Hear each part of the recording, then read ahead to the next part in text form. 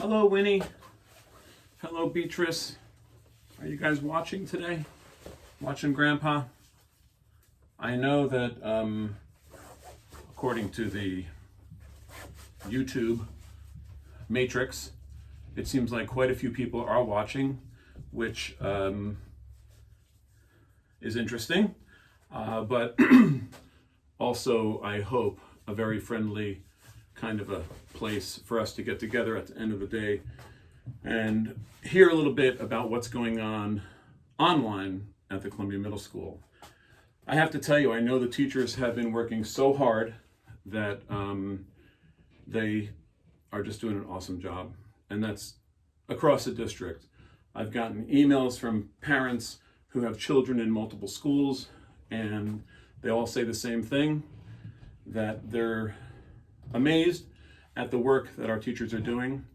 And I just think it's awesome that you're able to see what I saw on a regular basis, day to day, that you're able to see how that works by just going into the living room, into the dining room, or down into the basement, and seeing some of the students online and how awesome the lessons are. I have also heard from parents who have relations in other states, and those families are still waiting to hear how education will work while their children are at home. So we are really been very proactive in getting this in place, and I am thrilled with the progress so far. I will say that the interactions and exchanges between the teachers and the students is an exhausting task. Probably more so than when they're in the classroom, because you can choose the child who's giving you the eyeball or raising their hand, or yes, you can choose on the child who may not be completely paying attention and get them to join in the conversation. When it's online, the teachers are inundated with up to 24 students staring at them, talking to them, asking questions of them, and it does get a little intense, and it can be a very tiring experience. So at the end of the day, and by that I mean at 12:45 when we shut down for the day, the teachers do have that hour lunch to breathe, regroup, and refocus, and then get back to work later in the day, responding to children first, and then taking care of their work, and then ultimately, eventually getting back to the parents who have also, sent something to their inbox. I know I personally had 300 emails today, and I laughed with Mrs. Acosta because it was almost 12:45 exactly when I finally got done with what I thought was the last email of the day and got everything caught up. So it's an exhausting experience, and it is keeping everyone on our toes. So I know everyone is looking forward to the weekend, but in the meantime, we have 2 more days to go, and tomorrow being Thursday, and day 4. Day 4, if you're not familiar with that begins with D and then goes to block A and B. So we call that DABHEF, D-A-B-H-E-F. And once in a while, I'll see someone, when they say DAB, I'll see someone actually DAB, and reminds me that it's a day 4. So that's kind of cool. So here's what's going on in the shop today. I have been working on boxes, as you can see, and using old wood to disguise a box in a tree. And this box will be eventually a home for bats. Mrs. Geiger and I live near the woods, and we are inundated with mosquitoes in the backyard. And we heard that a bat box put in a tree to attract mosquito-eating bats would be a very good thing to do, and it's great for the environment. We have a lot of environments in the backyard here at the Geiger house. We have a pond back there. We have a slightly wooded area. We have tall grasses, and we have, of course, a cut lawn. So a lot of animals, and we also are bird feeders. So we have a lot of animals visiting us when Burke isn't in the back, of course. And it's quite a menagerie at times over the summer, and I would love to be able to see if I can get some bats. So I will keep working on this, and show you the progress.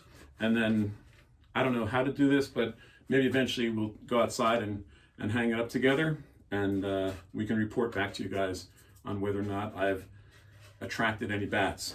My understanding is that this box should hold, when it's done, perhaps between 50 and 100 bats. They are really small animals and they love being close together. So that is the project that's going on in the Geiger garage this week. Hello?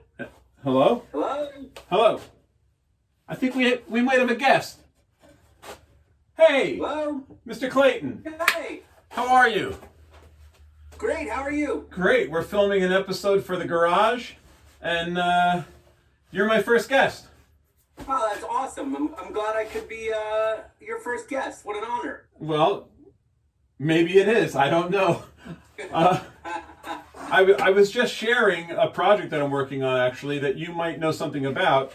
You know, Mrs. Geiger and I, we live near the woods, and we have a lot of mosquitoes over the summer, and I was actually developing kind of a bat box to see if I could attract bats to the backyard. And my understanding is that they eat a lot of insects and things. Do you know anything about that?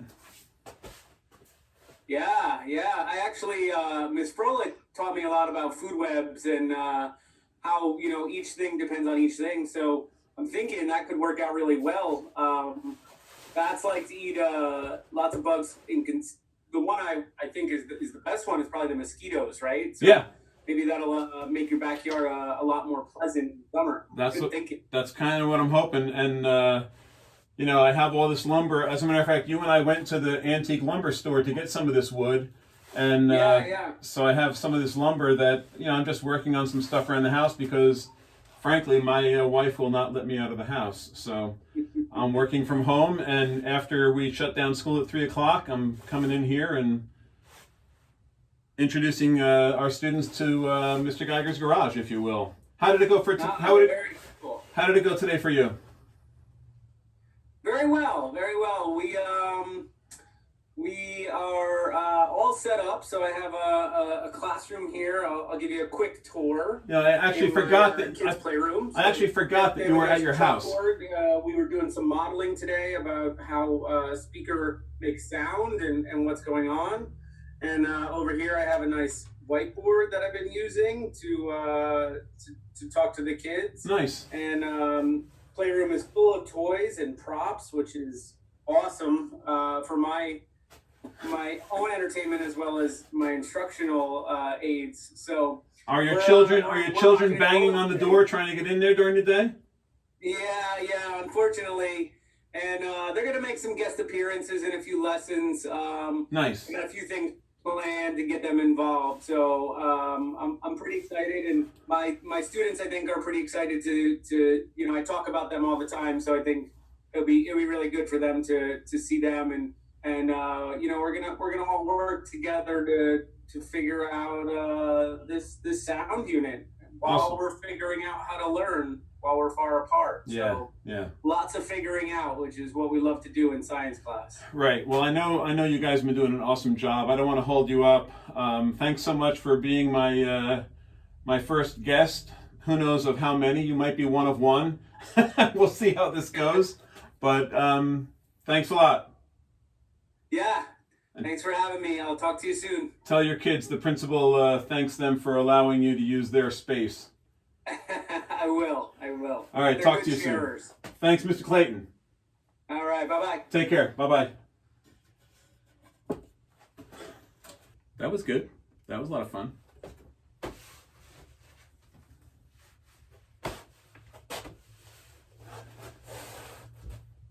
So I brought this in today, and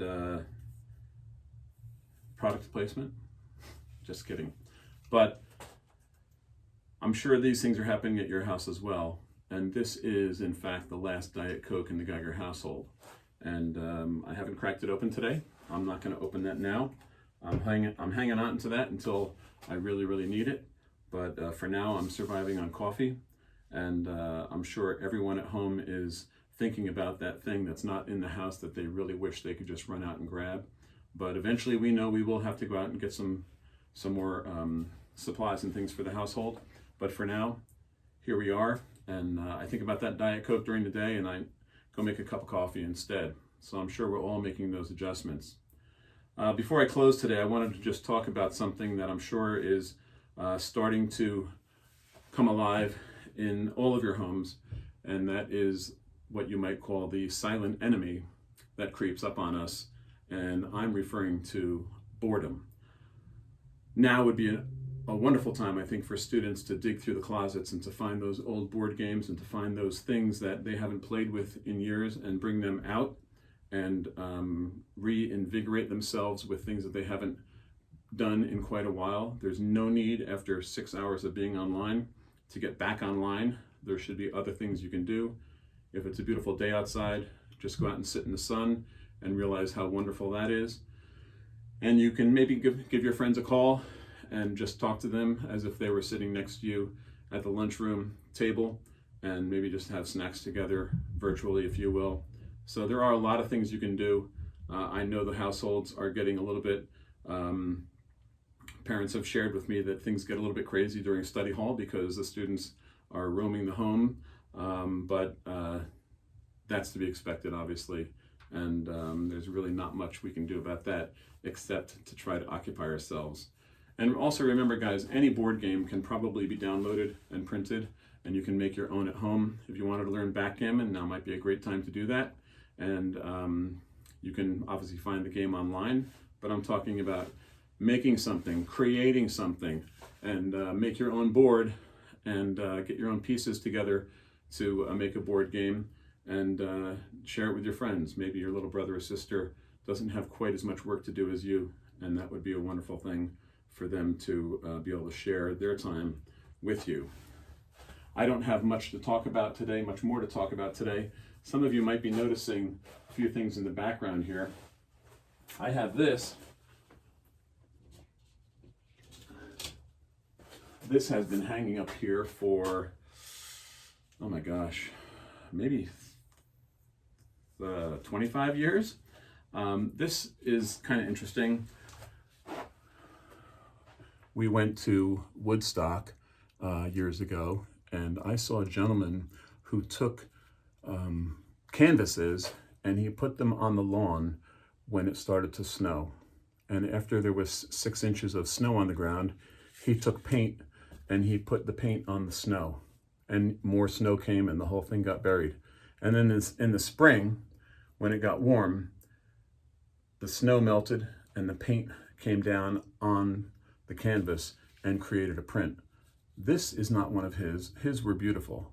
This is something I did with my daughter when she was, I don't know, maybe 8 years old.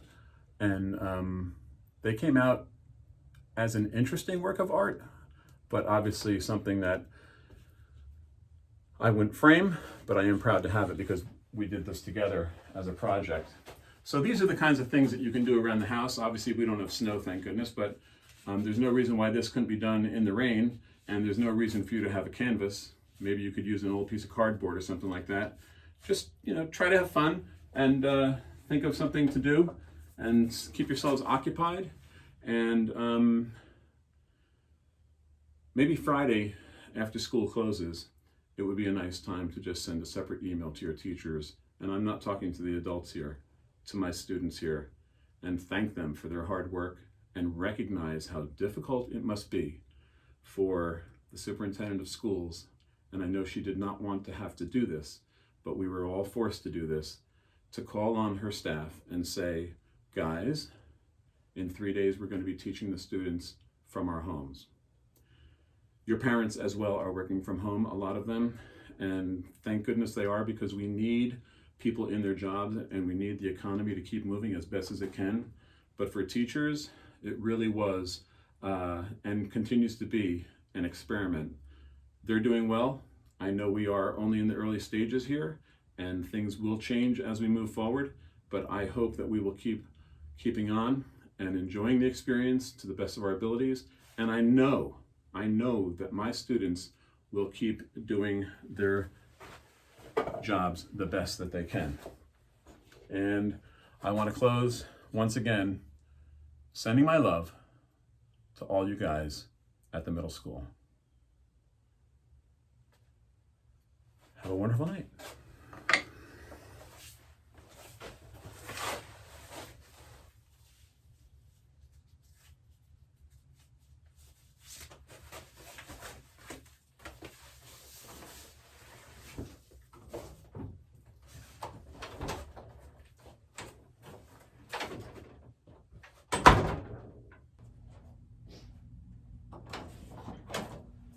You know what? I forgot Burke. Forgot the shop dog. Burke, there you are. Come here, buddy. Come here. Oh. Good boy. So this is Burke, and I told you before that he grew up in Tennessee, and a few of you thought we went down there to rescue him, and we did not. He is a family dog, and he's been ours since he was a puppy, but he started out in a house in Tennessee where my daughter lives. And so he is a Nashville guy and probably loves country music. And I know he loves being up here, and he also enjoys visiting his old home down in Tennessee as well. So he is the family dog, and he doesn't bark. He doesn't really make any noise. So I don't expect him to ever be heard, but we will try to make him seen as much as possible, because a few people wrote and said that they loved seeing my dog. And guess what? We do too at the end of the day. And I know he enjoys seeing us as well. All right, that's it for today. You ready, Burke? Let's go. Good boy. Bye, everybody.